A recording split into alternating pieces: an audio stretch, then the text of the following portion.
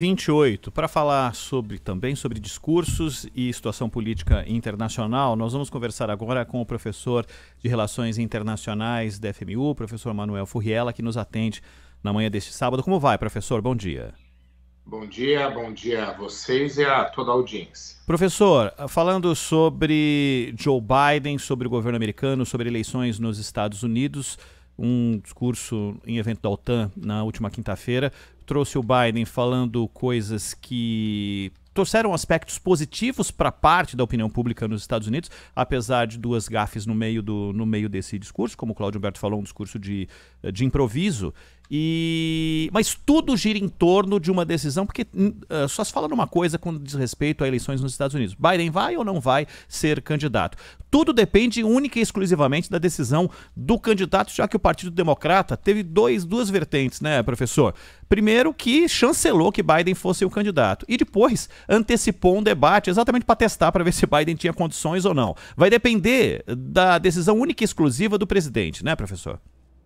Sim, vai depender da decisão dele e tem um aspecto interessante, né? Porque essa entrevista que você mencionou, a coletiva, que era para falar dos 75 anos da OTAN, né? Que seria uma questão importante, porque a OTAN precisa discutir seu papel atualmente. Ela se confronta com a China, ela se confronta com a Rússia.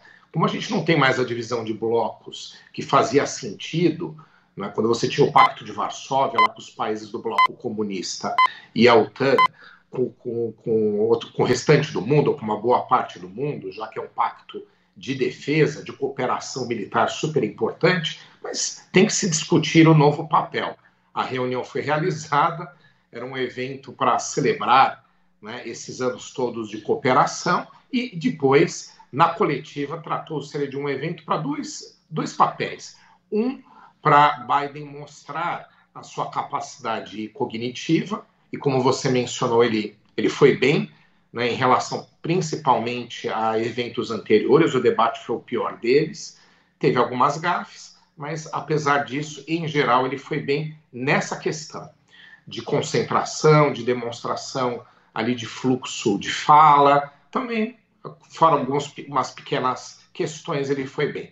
E a outra, propriamente, para ele ficar justificando a continuidade da sua candidatura, já que havia até mesmo uma expectativa, eu acompanhei, e muita gente acompanhou, vocês também, ali de que talvez ali ele ia anunciar que não iria continuar. E não foi o que ele fez. Mas está sim nas mãos dele a decisão de continuar ou não, o que eu acho que foi um erro de construção do Partido Democrata. Como a gente sabe, há 4 anos atrás, quando o Biden estava na outra campanha que o elevou a ser eleito, ele já apresentava algumas situações como a que tem agora, e agora a gente percebe que houve uma piora nessa questão toda de demonstração de capacidade de fala, de articulação, etc. Vieram mais críticas, vieram mais episódios. No meu ponto de vista, o que o Partido Democrata deveria ter feito naquele momento? Um profundo debate para que se decidisse se iam progredir, continuar com a candidatura dele ou buscar alternativas, para que não se chegasse num momento como agora, já aos 45 do segundo tempo, né, com uma campanha já avançada, as eleições ocorrem em breve, que tivessem que tomar uma decisão tão complexa e principalmente que ficasse só por conta do próprio candidato decidir ou não. Né? Acho que um partido, ainda mais nos Estados Unidos, com uma democracia consolidada, com partidos que existem há décadas, como principalmente os republicanos e democratas, que o cenário ficasse esse, somente por conta dele decidir, e o Partido Democrata não só a mercê dessa decisão, como também sem alternativas muito fortes para a substituição, buscando nomes no último momento, na última hora. Então, este é o cenário. Professor, muito bom dia. Muito obrigado por conceder o seu tempo para nós aqui mais uma vez.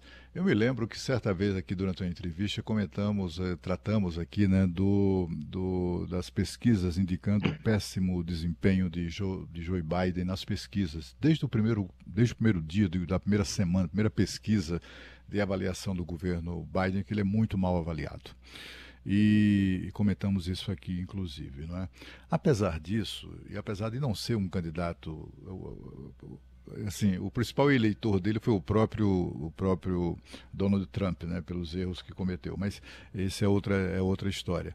Mas o fato é que é muito triste a gente ver hoje uma situação que é a seguinte: a imprensa americana, majoritariamente, como acontece no Brasil também, apoiou a candidatura de Joe Biden para derrotar o Donald Trump. Era uma coisa ideológica, era uma coisa de princípio pessoal, sei lá o quê. Mas o fato é que a imprensa americana se engajou na campanha de Joe Biden, dizendo que ele era era o suprassumo, né, de tudo. Durante todo o governo de Joe Biden, apesar da má avaliação dos americanos, ele foi muito bem tratado, ao contrário do antecessor, foi bajulado o tempo todo pela imprensa americana exatamente para manter aquela situação de supremacia em relação ao seu principal adversário, submetido a tantas coisas na justiça, etc. e tal, e de outro lado também cevando uma candidatura à reeleição do próprio Joe Biden. Quando é agora que eles percebem que o Joe Biden pode perder, está atrás nas pesquisas, agora essa mesma imprensa americana, democrata, né, entre aspas e sem aspas também, submete o Joe Biden a um processo de bullying, né, que é uma coisa quase odiosa, né? Eles estão humilhando publicamente uma pessoa idosa, velho, tem lá suas dificuldades pela idade mesmo, né? Não há como. Deve faltar, não é, professor, lá nos Estados Unidos, um estatuto do idoso que impõe a respeito a pessoas assim. Eu queria que o senhor fizesse uma apreciação sobre isso, né? Sobre a dificuldade que essas pessoas e o próprio Partido Democratas têm de chegar agora e dizer o seguinte: o Joe Biden não serve para ser candidato, mas serve para continuar presidindo os Estados Unidos da América por 7 meses. Como explicar isso, hein, professor? Pois é, a imprensa foi cruel, tem sido cruel. Em muitos aspectos, eu acompanho bastante a imprensa internacional por razões óbvias, principalmente a imprensa americana, pela qual eu tenho predileção de obtenção de certas informações, né? A gente sabe que os Estados Unidos têm uma representatividade muito grande, inclusive nesse aspecto, né? Aspecto de mídia, mas o que acontece é que eles entraram já no âmbito do desrespeito e da deselegância. A capa da The Economist, para quem não viu, dê uma olhada, mas simplesmente para se aborrecer, né? Porque ela é de uma deselegância, mostra um andador de idosos, o símbolo da presidência, o selo da presidência americana. Então, assim, de uma grosseria enorme, seja com quem for, né? Independentemente de qualquer questão, dos eleitores preferirem outros candidatos democratas ou preferirem Trump, ou seja, de que forma se veja isso, acho que tem um caráter de respeito que tem que se ter por qualquer pessoa, e ali, obviamente, era no respeito ao aspecto de idade dele, a questão de ser idoso. Então, realmente, muito, muito desrespeitoso. Essa foi, para mim, a pior de todas em relação à imagem, mas se a gente ler os editoriais, as notícias do The Washington Post, do New York Times, ou qualquer dessas publicações que são as mais conhecidas, principalmente, a gente vai ver que tem norteado uma pressão contra ele, mas no nível ou no âmbito do desrespeito. Porque uma coisa eu acho que a gente discutir, ou ter uma discussão, né, em relação ao estado de saúde dele, né? Eu acho que isso é importante, mas tem um âmbito de respeito sobre isso. Então, eu também concordo contigo que eu acho que não é dessa forma que se trata essas questões, porque depois se mistura o desrespeito à idade das pessoas ou desrespeito a qualquer ser humano. Então, acho que essa parte é realmente terrível neste momento da imprensa americana sobre este tema em específico, sobre o atual presidente da República. Discutir se ele pode ou não por outros aspectos, eu acho que é válido da parte da sociedade, mas não do jeito que estão fazendo, né? Até porque tem pessoas muito mais idosas do que ele, muito mais em forma, e tem pessoas muito mais jovens, mas muito mais jovens mesmo, que não estão nada em forma, né? Então, acho que tem essa questão também, né? E também é uma questão de descarte, que eu acho que entra bem no que você disse. Em certo momento, ele era glorificado pela mesma ou pelos mesmos veículos, né? E agora, por um desinteresse, coloca-se ele numa crucificação e no âmbito do desrespeito. É odioso o que está sendo feito em relação a ele como um indivíduo, como uma pessoa que merece respeito, e o simbolismo todo que tem com outras pessoas que possam estar na mesma condição, né? Então, eu acho que não é por aí que deve se tratar.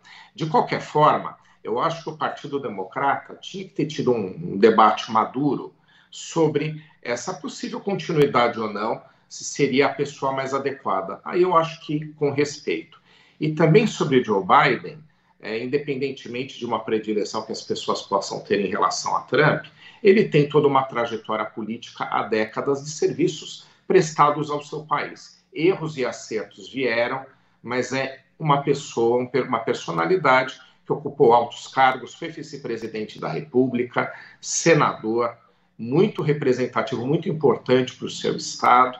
Então tem uma trajetória que eu acho que também tem que ser lembrada, independentemente de preferência política. Não é meu ponto aqui, né? Que eu acho que a gente deveria também levar em conta.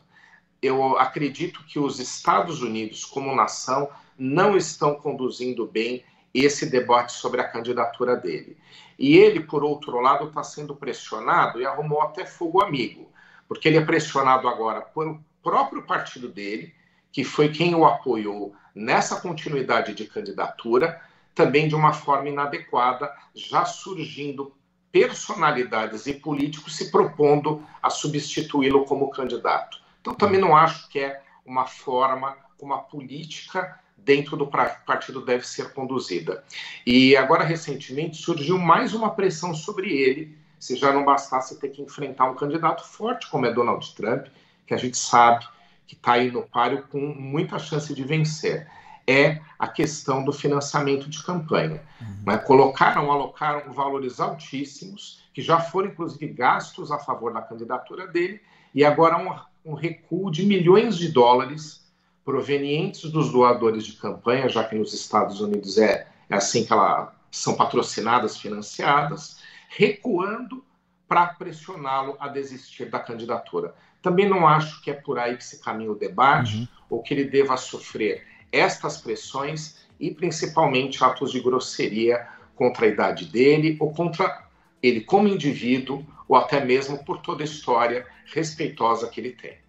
Professor Manuel Furriela, que é o convidado do Canal Livre, amanhã à noite aqui na Band, falando também sobre eleições francesas, entre outros temas. Professor, muitíssimo obrigado mais uma vez pela atenção conosco aqui. Um grande abraço. Um ótimo final de semana. Valeu.